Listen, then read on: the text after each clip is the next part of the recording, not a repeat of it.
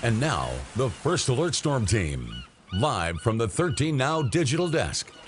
This is Tropic Topics.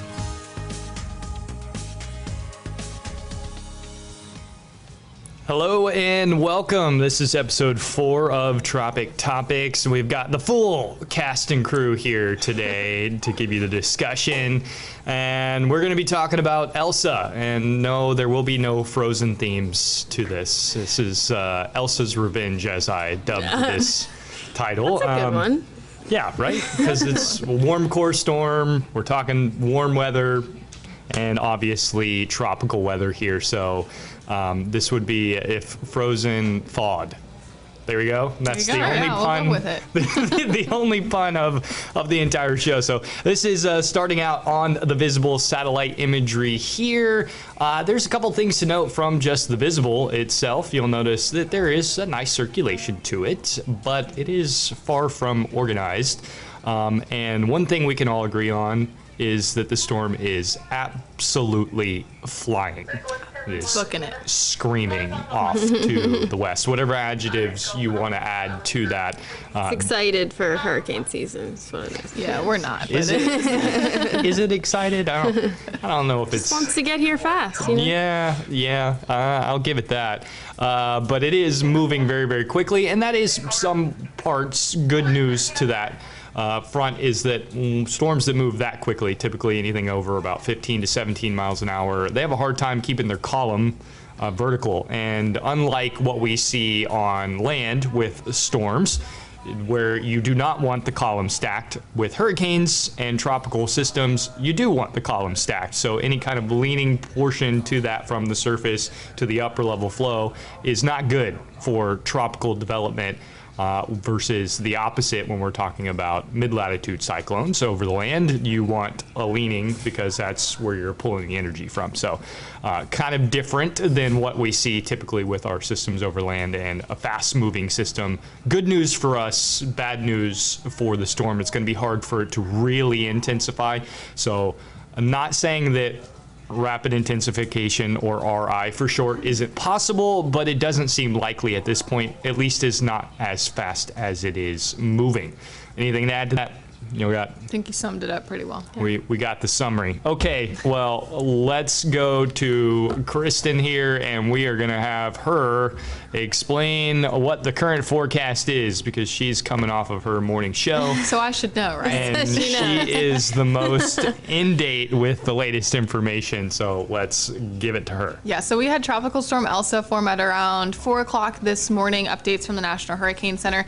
At the time, it had winds of around 40 miles per hour, and it was moving towards the west-northwest at around 25 miles per hour. This is the latest update coming in. You can see that it has strengthened a little bit. Those maximum winds are up to 45 miles per hour. I believe its maximum wind gust is closer to 50, maybe 55 at this point, and it's still continuing its west-northwestward movement close to 30 miles per hour. And as we discussed that, the forward movement is not very good for it, as it's going to be harder for it to really get that convection going to cause it to really become a more significant storm, which is why the National Hurricane Center's forecast here is showing it staying as a tropical storm status over the next several days as we head into Friday and even the weekend. Now you'll notice the forecast cone is rather narrow until we get to about Saturday and Sunday. The reason for that has to do with the high confidence in the forecast. We are pretty much certain that its west-northwestward movement is going to continue based off the model tracks here.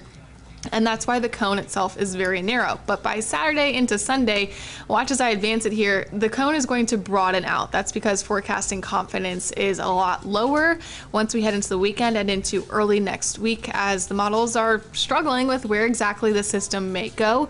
A few models placing it possibly into the Gulf of Mexico, others further off towards the east.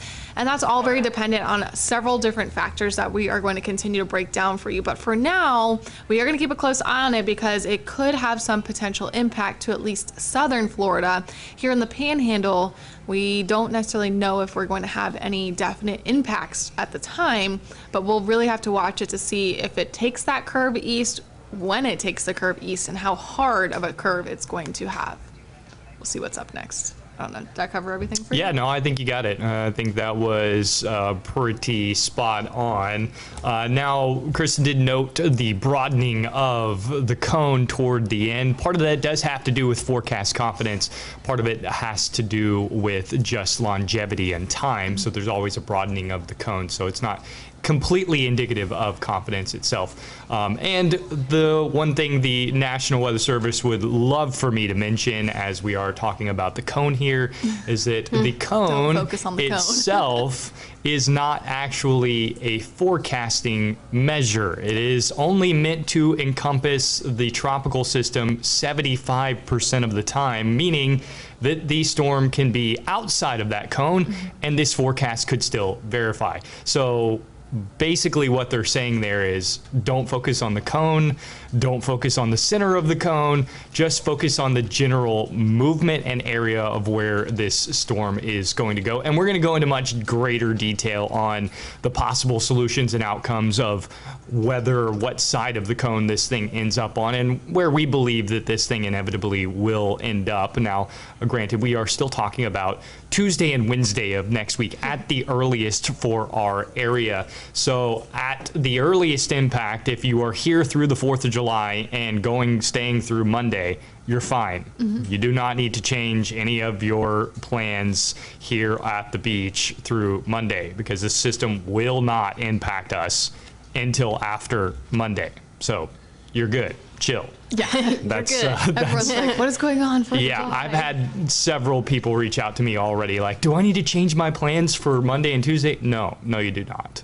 First of all, we're not forecasting into our area yet. That could change, but at the moment, we would, even in worst case scenario off of the modelings that we have right now, we would see very minimal impacts to our area.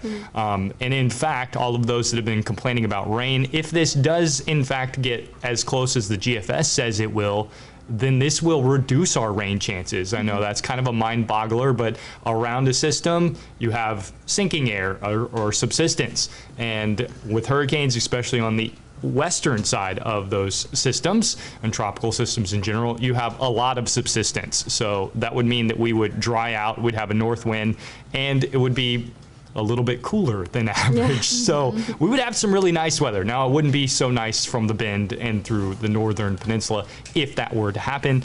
But again, just relax. We're not forecasting impacts at this point in time. This is a keep an eye on it, definitely into and through the weekend. And then by the time we get into Sunday and Monday, then we'll be talking about the potential impacts to our area if there are going to be any impacts. It'll be Sunday, Monday that we start to designate those plans. I know everyone wants to have 5 to 7 days to make plans and have ideas on tropical impacts. That's not reality. You get 3 days. That's the amount of time that you get. You get 3 days because 3 days within impact and 3 days within where this is going to go, that's when we know relatively certainly where this system is going to go. So Sunday, Monday, that puts us about 3 days out from any impact. That's when we would be talking about impacts and what we would need to be prepared for. So until then, stop asking because we're not gonna have any answers for you. We have ideas, but the picture is just not clear enough yet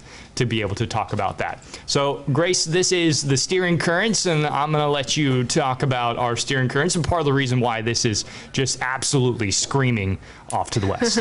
Yeah, so we still have a high pressure. Our main kind of steering current is this large high pressure system out in the Atlantic at the moment. So that's the way the winds are going around. That's going to take all these systems and, you know, how it takes most of those systems and waves coming off at the western side of Africa is going to take them to the northwest. That's why this storm is projected to stay on a northwest track. We don't have a ton of influence on the other side, on the western side of the system, so it really doesn't have, you know, anything breaking it. So really just these high winds coming around this high pressure system is really all that's forcing this system. So it is going to go quite fast, which we've already seen. Yeah, quite fast. It's could be nicknamed Speed Racer. Yeah. It is flying off to the west. Again, if you're just joining us, if you have any questions or anything like that and you are watching on Facebook, you can just put those right in the comments section. I have my feed up. We also have the WMBB Facebook page up as well. So if you put it in questions in any of our pages, we'll be able to scroll through those comments, see those, and answer them for you. I will say that we will get to those questions at the end. So if you have anything that's specific, we'll get to them at the end. What we've got up now is the water vapor. So some inhibiting factors, since we've talked about the forward speed already, is dry air, and definitely to note that this has started to ingest some of that dry air. Where you see the yellows and browns, that is mainly Saharan dust. We've had quite a bit of headlines with Saharan dust over the last couple of years. It's a usual thing. It happens every year. There's almost always dust out over the Atlantic almost all the time. So no, we're not talking dust storm. We're talking about fine aerosol particles that are caught up in the upper levels of the atmosphere. But for tropical systems, this too is an inhibiting factor because go figure, it likes moisture to develop. So not only along with the forward speed, but it also has that nice big bright patch of Saharan dust that is just off to its north and basically in the direction that this thing is going.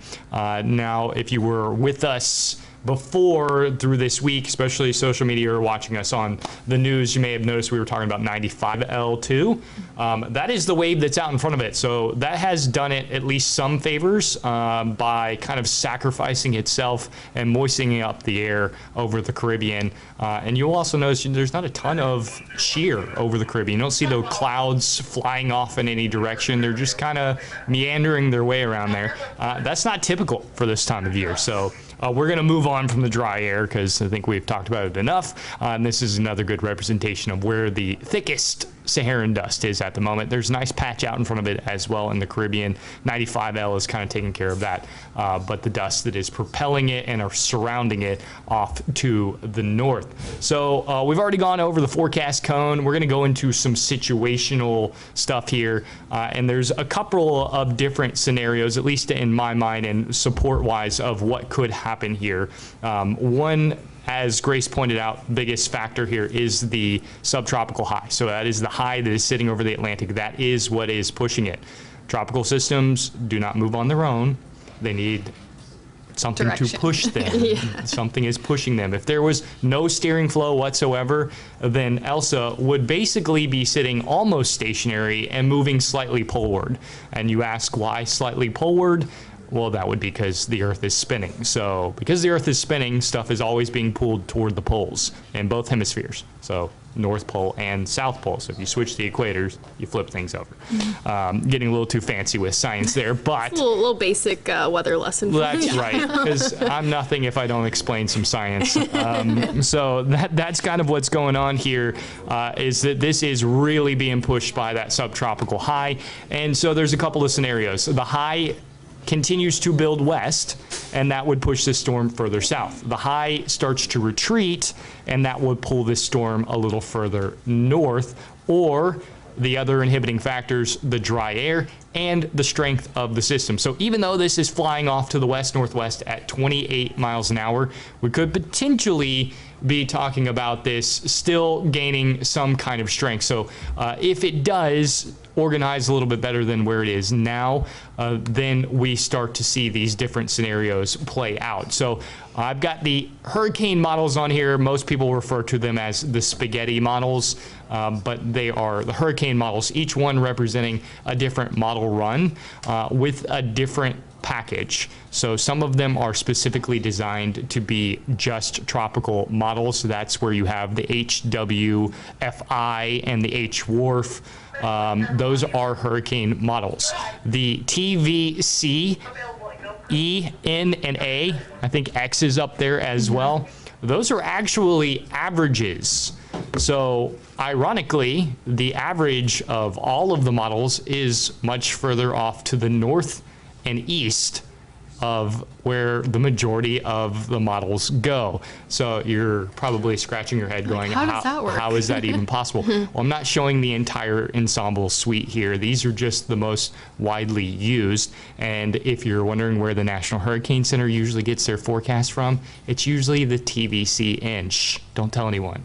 That's usually, yeah, that's usually where their runs are, or where they put their cone. It's usually dead center with the TVCN. They've been leaning a little heavier toward the GFS and the GFS suites for the only reason that the GFS has shown this storm from the very beginning, where the other ones have had a hard time kind of showing up and even projecting this storm out at all. So I think that's where the bias has kind of come in. And the GFS does somewhat make sense. It has its issues, but it does make sense. So that's what we've got as far as the spread. And if anybody wants to add anything, because I feel like I've been talking a while. I was just going to say, along with those like steering factors that we were talking about, you were saying that there is low shear in and that's kind of something that hurricanes like, as environments with low shear. The fact that there is low shear out there, usually Ross is saying this time of year there's a higher amount, so that would be like helping any sort of system that does come through this area to maybe help it fall apart. And because the lack of that, it's kind of probably helping this storm along a little bit as well. That's all I was really thinking about. Yeah, I think that's a good point. Typically this time of year, we are talking about shear just ripping these things apart as they do move into the Caribbean. And that's not the case this time around. As I do zoom this out a little bit further, I didn't even realize there was another time step to that. But you will notice, to add at the end here, that almost all of them are curving.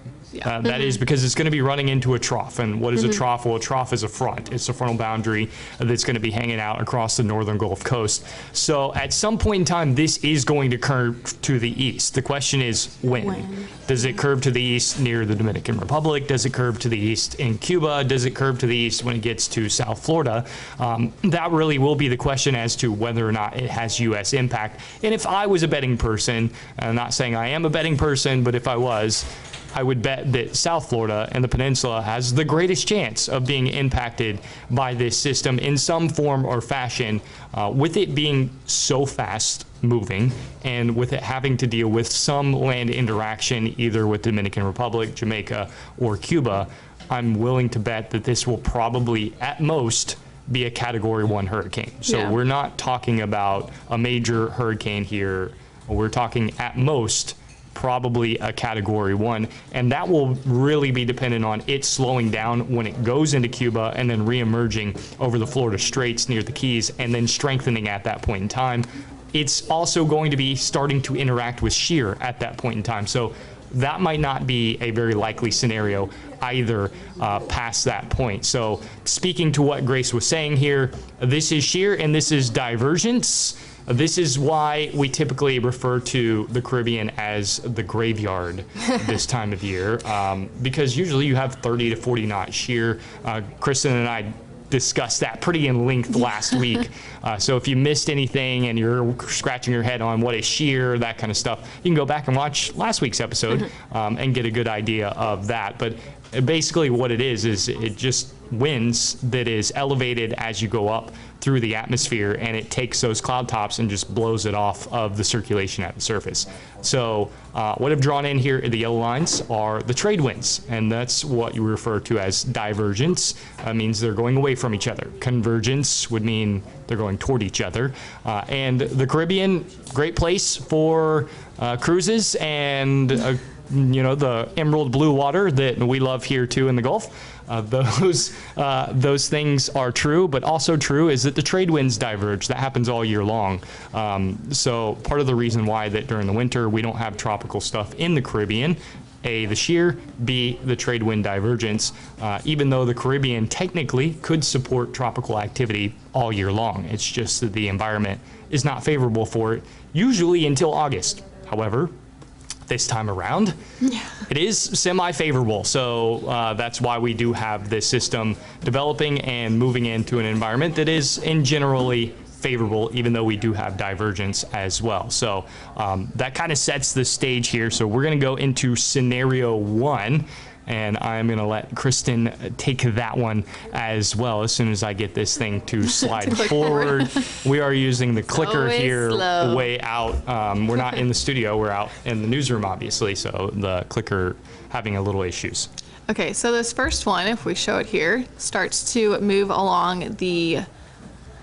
Well, it's showing the forecast cone, correct? Yes. Yes. Okay. So then it's going to continue up towards the north. So this one's kind of showing what could happen. You have the subtropical ridge, the high in the Atlantic, helping it with that steering position.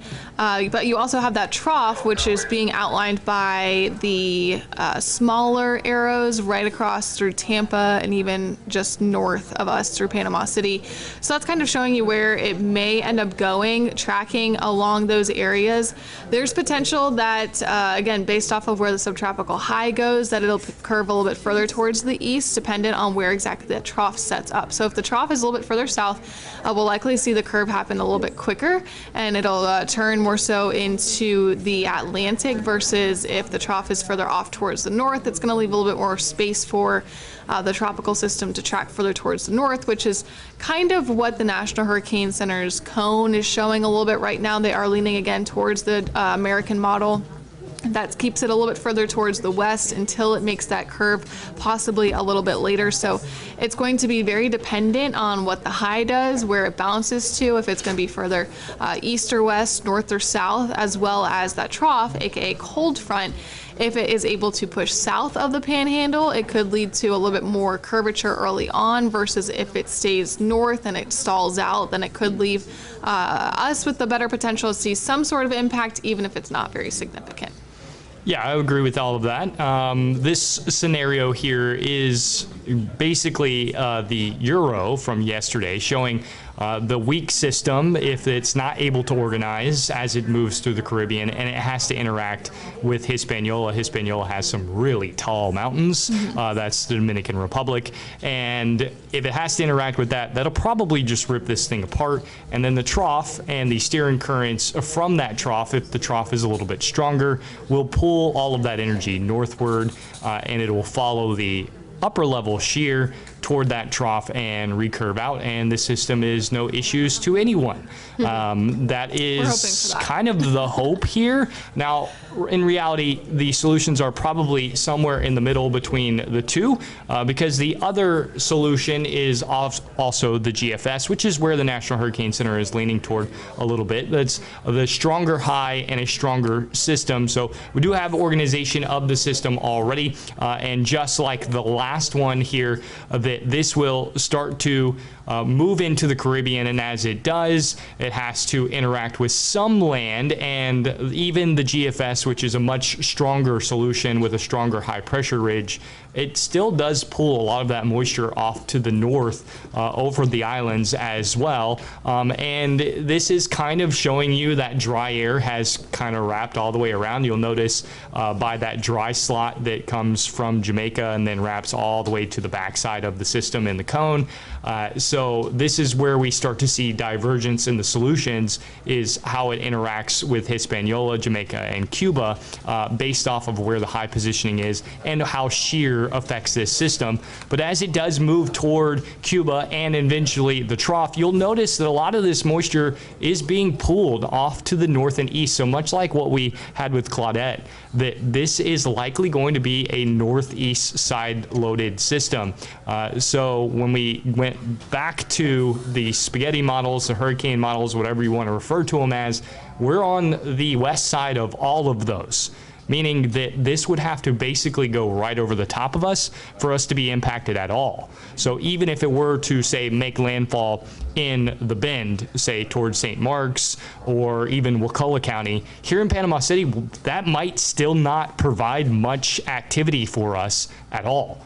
Just based off of the fact that we are going to have those upper level winds and that trough pulling that moisture off to the north and east. That is the shear that will be pulling it over the peninsula of Florida. So again, this thing has to really swing to the west for us to see big impacts across the Panhandle here. This in reality really needs to make landfall, say Mobile or even Mississippi, for us to be talking about significant impacts here in the Panhandle.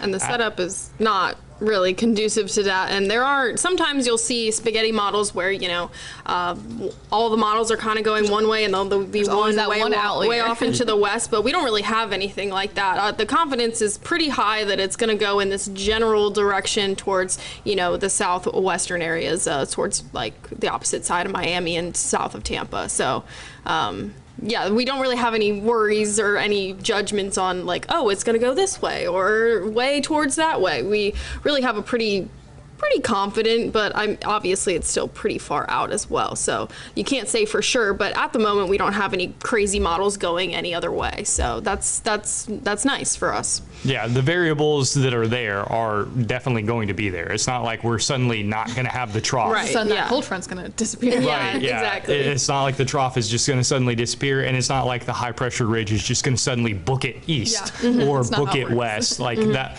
it might be slightly stronger, and that would push the storm a little further west, or it might be slightly weaker, and that would push the storm a little further east. But as far as the trough's location and timing and strength of the trough, that's probably not going to change very much, because really we're not talking about east-west here, we're talking about north-south. So how far south does that front make it into the peninsula, or how much does it stall off to our north? And those really are the factors on the minute details of where this system inevitably goes. But again, as Grace was pointing out, we don't really have any solutions here at the moment that show anything way off to our west where we would go, well, you know, this could shift all the way to, say, Louisiana. In reality, we're probably talking about maybe Franklin County being the far western extent of this being the landfall, and probably the far eastern extent is the Bahamas. So we're not even in the middle of the solution runs here. The peninsula of Florida in general is really on the western side of the solutions of runs as well. So that does mean that basically all of the western part of the peninsula is in some potential impact zone. But obviously any shift to the east could take the whole peninsula of Florida out of impacts altogether, because that trough, again, is not going to disappear. So that was a good point as to what we were looking at as far as solutions go. And as far as rain goes, again, if the closer this is to the Panhandle here, as the GFS shows, this would be taking the system and kind of putting it where the National Hurricane Center has it, where it would be making landfall somewhere around Tampa, maybe a little bit north of Tampa. That would likely mean cloudy conditions for us, but dry weather. So we would probably be talking about drier conditions than what we've seen over the last 2 weeks, if that ends up being the solution. Now, obviously, any impacts further off to the east would pull some moisture with that too. So for us, any shifts off to the east means less and less rain, period, just because it'll bring in drier air.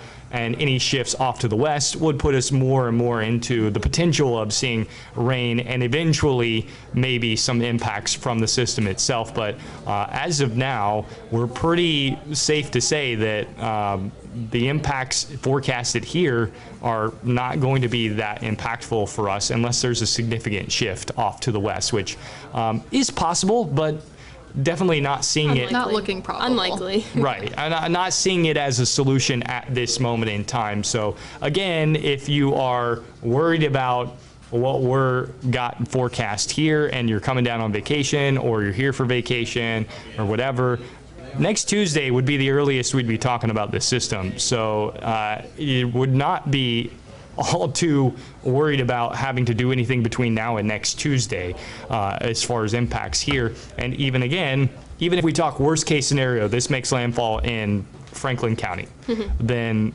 Bay County and Okaloosa County, Santa Rosa, Escambia, probably not seeing much impact from that system. Now, Franklin County, we would obviously be hyper-focused on that, but the further west you go away from that center of circulation, the less and less you're going to be talking about any kind of impacts, especially since we're going to have easterly shear. So the third and most unlikely scenario here is one where we have a much weaker system and a stronger high. It's possible.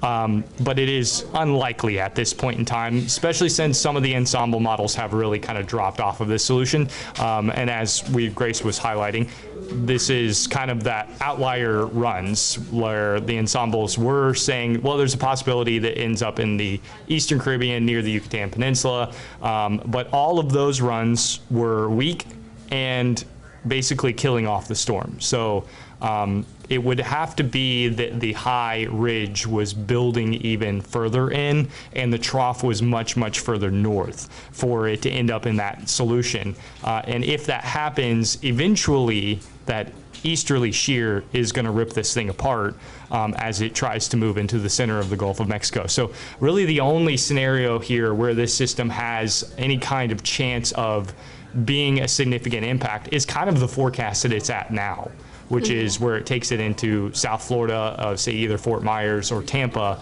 and it has enough time in a low shear environment with moisture around that it can strengthen around the Florida Straits and the Keys, and then work into southwest peninsula of Florida. That's really where this could have the potential biggest impact, is with the forecast that it has now. And even with that, we're talking about a high-end tropical storm, maybe a Category 1 hurricane. So overall, not the biggest impacts that we got there. So questions I have been going through here, and I don't see a ton. I'm seeing some, I'm coming down for vacation, that kind of thing. I think we've covered that pretty well.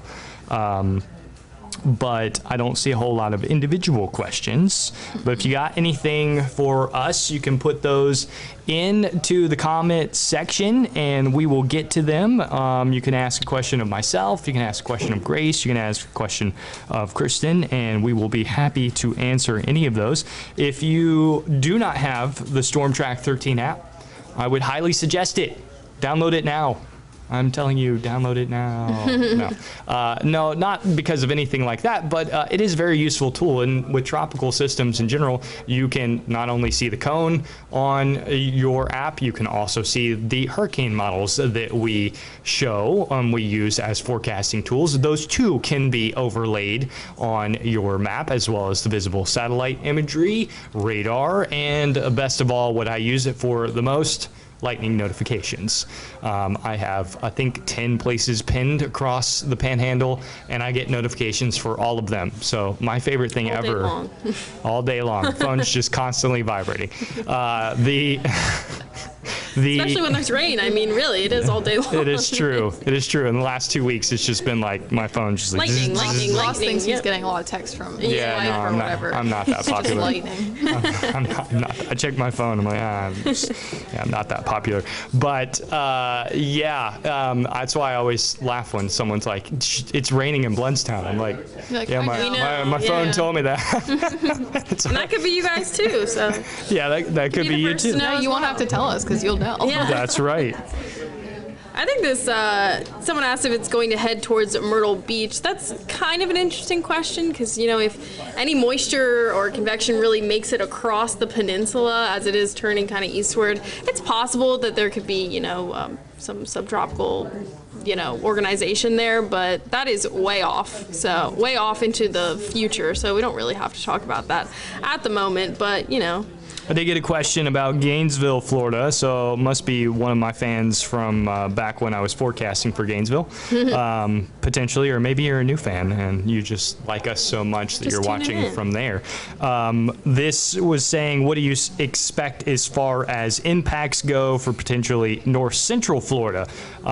So, I mean, it's going to be very track dependent. This is a very small storm, so direct impact would have a little more significance to it versus, say, one of the outer bands, especially, again, this is going to be northeast loaded as far as the system goes, even at landfall. So if you're not on the northeast side of the system, even if you are, say, dead center just a little off to the west, you're probably going to see less impact from it than even those that are just off to the west, or excuse me, of the east of the system where this is going to be loaded. So I don't see this as being a flooding type of system because it's so small and it's moving so quickly, and it's going to continue to move so quickly. Really, this is just going to be kind of a bad day. Like, I'm kidding a little bit here, but in reality, like, this is going to be, an upper end tropical storm, and for most of us and most buildings that we have out here, instead of maybe, some lower end damage across the area, picking up like palm fronds and some trees down. I mean, we're talking 55 to maybe 70 miles an hour at most with this system, and that's going to be in the most intense part of it. Similar to what we saw with Claudette, but just not in the Panhandle, obviously. So. Right. Yeah. I think the impacts may be a little more wind driven than what we had with Claudette, but and this isn't going to be as significant of a tornado threat for as long of duration, maybe for South Florida on any of the feeder bands that come across, but for North Central Florida, it's really going to be track dependent, and I think it's just going to be kind of a nasty day. Like, prepare yourself for a tropical storm, and that day you just kind of wait it out, like hang out, watch Netflix, hope you don't lose the power. Like work from home if you can. Yeah, probably. That's probably at most what we're talking about here. Worst case scenario is that it's a nasty day, and then you have a couple of days and you recover. Basically, no worse than a top end severe thunderstorm. Like that's really what we're expecting out of this. I think worst of all worst case scenarios that I could think of would be, if somehow or another this thing did rapidly organize in the Gulf of Mexico and it was able to just perfectly position itself so that it could throw water up Tampa Bay. Then we would have some storm surge issues through Tampa and into those areas, because Tampa Bay is far from a storm guarded location. Like, there has been very little to mitigate storms and development of storms in Tampa and the Tampa area, especially around the bay. So that would be worst case scenario for this system, is that it kind of took an Eta path from last year, but this would be almost 2 times stronger than Eta was last year, and we had flooding in Tampa with Eta.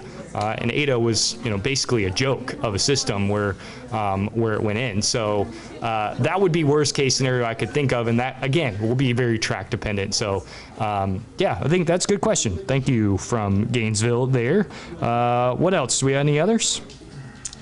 I know there's a lot of people who have jumped on within the past maybe like 5 or 10 minutes where we've gone through a lot of our conversation already, asking for a summary or whatnot. If you're watching us live, obviously you can't go back and rewind just yet, but when we're done, you'll be able to replay this video, and all of your questions that you have will be answered, because we repeat probably the same thing, like 5 or 6 times. So just hang tight and you'll be able to really see our full discussion and replay it. And if you want to come reference it later in a few days or go back to some old episodes that we have, you can learn more about the tropics and kind of what we're predicting here. And of course, Ross is going to be on tonight, so he'll have all the newest updates, because we're going to get more from the National Hurricane Center throughout the day today as well. Yeah, absolutely. We'll get more information and we'll be able to have a better idea of what's going to happen. And again, we mentioned this a little bit earlier, just to kind of summarize here. You get 3 days. Everybody wants 5 to 7 days on systems, but you get 3. We'll know within 3 days of potential impact and landfall where we can start talking about details of what to expect where. So for us, that would be Sunday, Monday. Now, if you are watching from, say, South Florida, that's going to be Saturday, Sunday that you have to be really paying attention to. So the timeline changes based off of where you are on location. Obviously, it would take longer for the system to get to us if it was a direct impact to us, versus if it goes to South Florida, it's going to get there much quicker than it will for us. So for us, Sunday, Monday is the days that you really want to be paying attention to potential impacts to our area, if any at all. And as of right now, the forecast is not too impactful for us. We might have, a light northeast breeze, or northwest breeze, some cloud cover, and maybe some spotty rain showers. That's kind of the forecast right now. I think I saw the PCB government, or maybe it was Panama City government, posting earliest tropical storm force winds maps. No. We're not going to have. Early. We're all right. We're not going to have. Right now, we're not even in the 2% chance of tropical storm force winds. Yeah. So, no, that's you don't need to worry about that.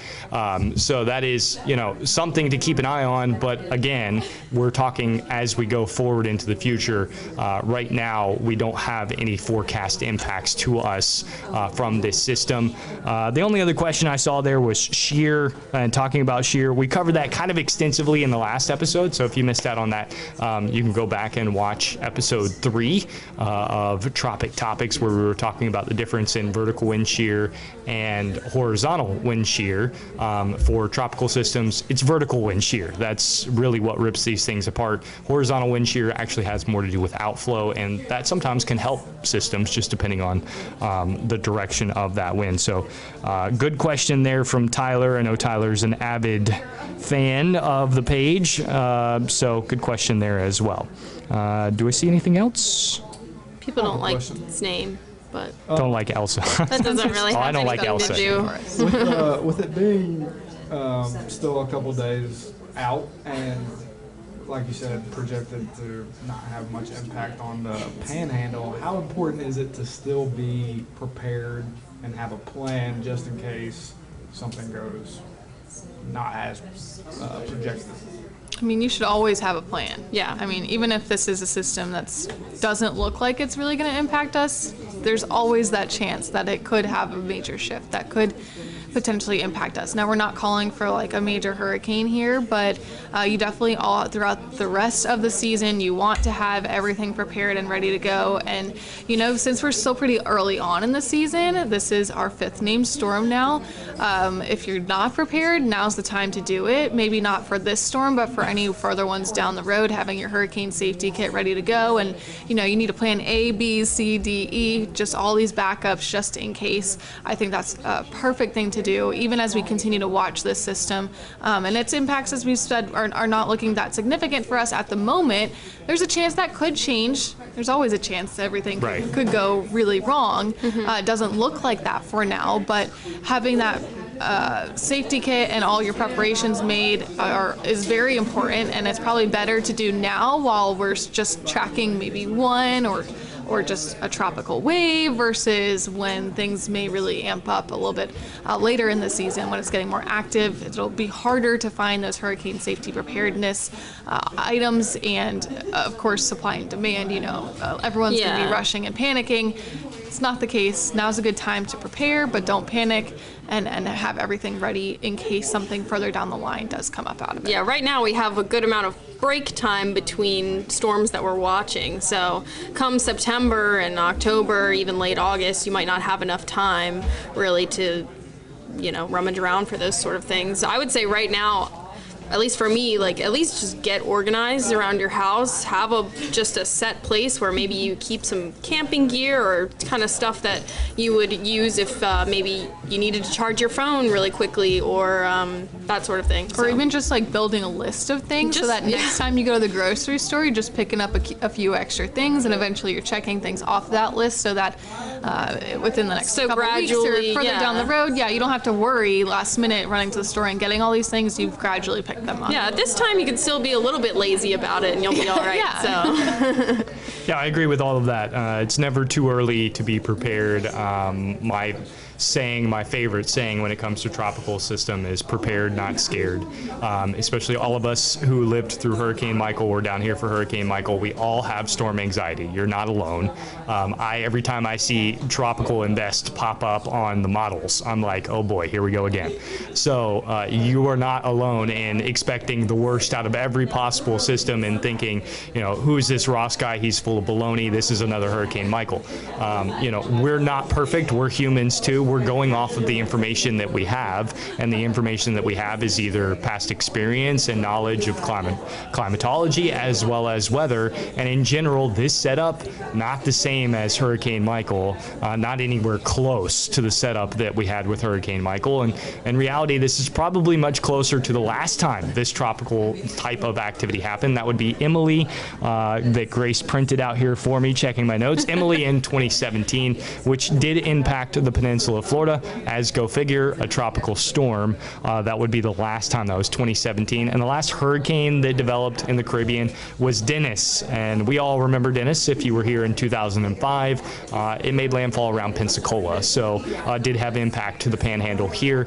Different setup, different scenario, different storm. They're always all going to be different. But again, like Kristen said, things can change. There's plenty of time between now and Sunday, which is the day that I'm telling you, you really got to start paying attention to this. Until Sunday, relax, chill. The forecast is going to change. If there's anything that happens between now and then, it will be that on Sunday, the forecast will be different. And I'll be here all weekend. Guarantee you that the forecast is going to be different by the time we get into Sunday versus where it's making landfall now to where it could be making landfall then. It will not be the same forecast. And the impacts of who sees what is not going to be the same when we get to Sunday either, just because as you get closer and closer in time, you're reducing variables. So that means the forecast gets better and better and better the closer we get in time. So that's when you want to be paying attention here, because at earliest we'd be talking about Tuesday, Wednesday for us. So that means that if you got plans to stay through Monday, guess what? You're good. You don't have to worry about it. We do have a front. We got rain that we're going to have to deal with this weekend, but you're not going to be dealing with this system until at least Tuesday or Wednesday. That's at the earliest. Most likely it's probably Wednesday, maybe Wednesday night or Thursday that we're talking about this system if it makes a dead impact to us. So, I mean, I'm talking landfall, Bay County. That kind of would be the timeline there. Unlikely, possible, but unlikely. I'm put it less than 5% at this point in time. So unlikely scenarios, but if you're putting a timeline on something, that's where it would go. So I think that's it. I did see one other question. I think we can all answer this one. It talked about the rescue efforts with the condo in Miami and if this would have some impact to that. Obviously, any system going through there is going to have some impact to that. They've had off and on rain and thunderstorms just like we have had thanks to the sea breeze. It's Florida. We get thunderstorms this time of year, so they've already had impacts with that. So this could potentially impact that. I know from watching part of the conference that Biden had down there with DeSantis today that they did in fact have the latest forecast track up posted on the wall behind them. So they have at least talked about this, and they are definitely paying attention, and I can guarantee you they got a plan as to how to handle this if this is a direct impact to Miami. We're hoping for the best there as well, and that this, you know, they've already got enough going on, so hopefully this doesn't They've got people. They've got lots of people who can make a plan for them and help them make a plan. Yes. So. Well, National Weather Service Exactly. Hurricane Center. The National Hurricane Center, if you are wondering, is in Miami. So they are there, and they are paying attention to it, and they're going to give them their best effort as to help out with all of that as well. And, you know, thoughts and prayers to all of the individuals being affected by that disaster as well. So if you missed anything, if you don't have the Storm Track 13 app, if you haven't been visiting mypanhandle.com, today is the day to start doing so. We've got a lot of great people working on the website. We've got a lot of great information going into that website and into the app, as well as all of our newscasts. You can stay up to the latest on anything and everything around the Panhandle by doing those things. The app, the website, the My Panhandle mobile app, also a great location to get information as well. And as always, hats off to Spencer for the great graphics and doing this for us. He is our guru behind the scenes. You just heard him talk. So That was the question. maybe one day we can get a little Spencer cam. Yeah. And we'll have Sneak peek. We'll have a little Spencer A little cam back DJ. there where he can throw up the peace sign every now and then and say hey to all of you wonderful people. So thanks for watching. That's gonna wrap Cameo. things up for us here on the 4th episode of Tropic Topics. I'm dubbing this Elsa's Revenge. Yeah. I think that's a good name for it. Frozen and out. Frozen and out. Oof. What are we up to now? Like 5? We should have made a counter for how many Frozen references we made. If you're wondering, there is an Olaf in the Eastern Pacific this year as well. So There's also Grace. we have nailed all 3 And a of the Sam. main Frozen characters. Started off with Anna, now we're at Elsa, and Olaf is in the Pacific. So they did that one on purpose. I think Anna and Elsa was an accident. And you know what I saw today on social media? That Disney World is in the cone. Disney World is in the cone. How ironic. I'm trying to remember back on Anna. Anna was the. What was it? Anna was So it was a fish storm, right? I was gonna say, wasn't it just chilling in the? Yeah, it was a fish storm, which is why I don't remember it, because it was non-consequential. It was a Gulf Stream runner, Yep. right? Yeah, that's what it was. So darn it, I missed an opportunity to go visit Disney World too, but maybe Elsa will. Hopefully not. Hopefully this takes that hard eastern turn that we said in scenario 1, and this doesn't impact the U.S. at all. That would be And that would be the best then we thing. can let it at all. go. And then we could. good one. Then we could let it go. What's the siren song that I'm trying to think of? The Frozen 2. Let it go. Oh yeah, I don't know. I haven't seen that one. You haven't seen Frozen 2? No. It wasn't as good that's as a Frozen good one. 1. Frozen 1 was way better, and Moana was better than Hopefully, both. no, it'll head off into the unknown. That's what you're. That's what. Oh, good one. Dang it! That's what I was going for. Into the unknown. Yes, it will curve and go into the unknown. Okay, we're done. We're getting goofy. We're done. Yeah. I'll be here all weekend, keeping you guys up to date if there are any major changes, but we're not expecting that. So, I'll be here next week early in the morning. That's right. Updates, so Yeah. we got you all covered. That's right. You're covered in every form or fashion. So till next week, and we might do a special edition of this if this ends up getting a little bit closer to us, or we expect impacts. One of the 3 of us may jump on here and do a special edition next week, maybe Sunday or Monday, depending on if we're expecting impacts. But that will be dependent on if we're expecting impacts. So stay tuned. If we don't do a special edition, we will be right back here next Thursday at 1. You can catch us on Facebook or mypanhandle.com. So ta-ta. Adios. see ya.